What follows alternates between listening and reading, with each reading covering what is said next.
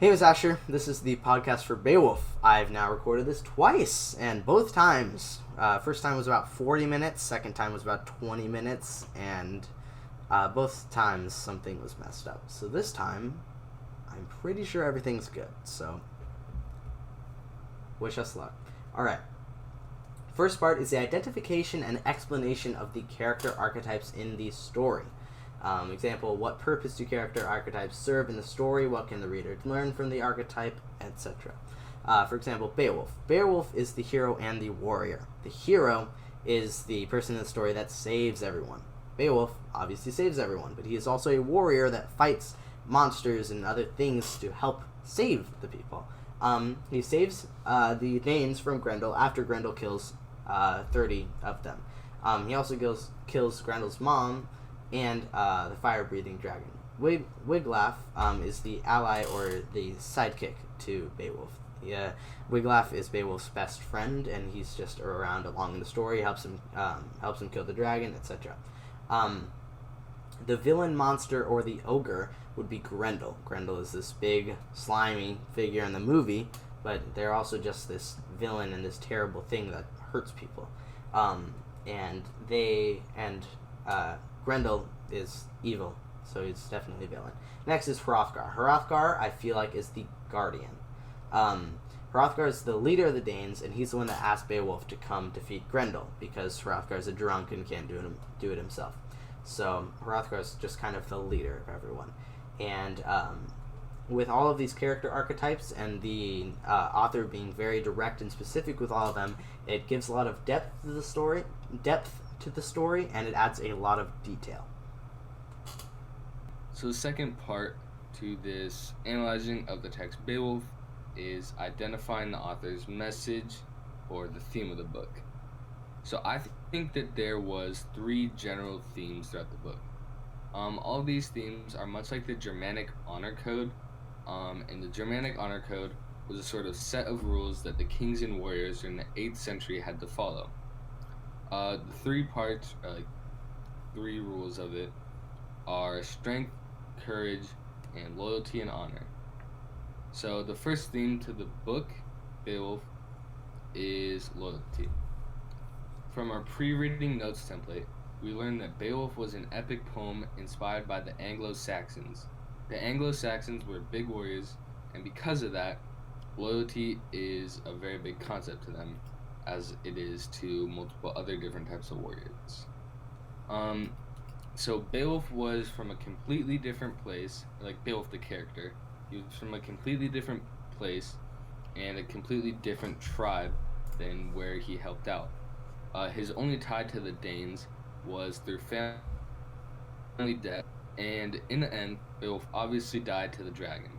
And if that doesn't show you loyalty, then I don't know what does. He risked his own life multiple other times, like during the battle with Grendel and during the battle with his mom, and then sacrificed himself for a tribe that he doesn't even belong to. The second theme is that of bravery. Multiple times throughout the story, Beowulf shows great acts of bravery. In the start of the story, he took a very treacherous boat ride across the angry oceans to get to the Danes. Along with that, he battled Grendel, the monster that has been terrorizing the Danes, causing a lot of harm, and that was not an easy battle. Like, this is a monster that is multiple feet taller than you, scary, like, just not someone that you want to mess with. He battled the person that birthed that person, so you can imagine how scary they would be too, and how intense that battle would be. And he also killed an entire dragon, which doesn't seem like something that is easy, and it seems like something that you'd probably need a lot of bravery to accomplish. So the final theme to this story is probably vengeance. Along with loyalty, vengeance is an important concept to warriors. And the 2 main examples of vengeance throughout Beowulf are Beowulf the character killing Grendel, and Grendel's mother trying to kill Beowulf. Beowulf was called to the Danes for vengeance to the terror and multiple killings that Grendel brought upon them. So he obviously came to the Danes and killed Grendel, getting his revenge. And the other example of revenge is Grendel's mom wanting to get revenge for killing her only son, which was what I just talked about. But this obviously did not go through, as Beowulf won the battle, sliced her neck. That was a good example of the identification of the author's message. For the last part, 3, identification and explanation of the hero's journey. There are 8 parts, I believe. Status quo, call to adventure, assistance, departure, trials and approach, crisis, ordeal, treasure, result, and the return and resolution. For the status quo, I feel like that's just Beowulf living with the Geats and existing. But although the Danes get terrorized by Grendel, and Hrothgar's like, oh my goodness, I need someone to help, and that's just what's going on. The call to adventure would probably be the Danes getting terrorized by Grendel. And Hrothgar realizes, oh my goodness, we need a hero, we need a warrior to come save us. And that's when Beowulf comes to help them. Now, assistance is Beowulf's people. It's all of Beowulf's friends, his loyal warriors, and they all go with him. And for the departure, that is when they set out to sea on a long, treacherous, dangerous journey. Yeah.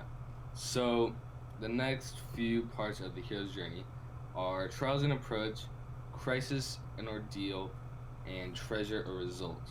And all of these that I'm about to mention are going to have 3 main events that go along with them.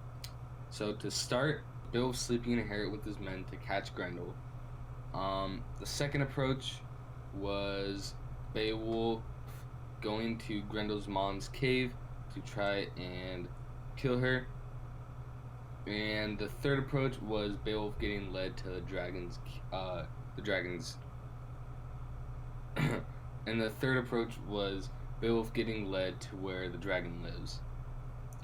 So the crisis to all of these approaches was Beowulf almost dying to Grendel when he was trying to catch him. The second crisis is Beowulf again almost dying to Grendel's mom in the cave. And the third crisis is Beowulf getting bitten by the dragon's venomous fangs. So the treasure / result to all of these approaches and crises were Beowulf slicing Grendel's arm off when they were sleeping in Harrod, and he came and battled them. For when he was in the battle with Grendel's mom, he found a sword on the wall and cut Grendel's mom's neck and won that battle. And then finally he got help from his sidekick and defeated the dragon. And right before he died, because he was bitten with the venomous fangs, his sidekick showed him the treasure, which was a ton of gold and just high value stuff. So that was the treasure part to it. And the return, or there wasn't really a return, but the resolution was Beowulf seeing the treasure before he died, and obviously dying. Yep, and that was Beowulf, and that is our understanding of all of the book. Thank you, Miss Asher, for listening.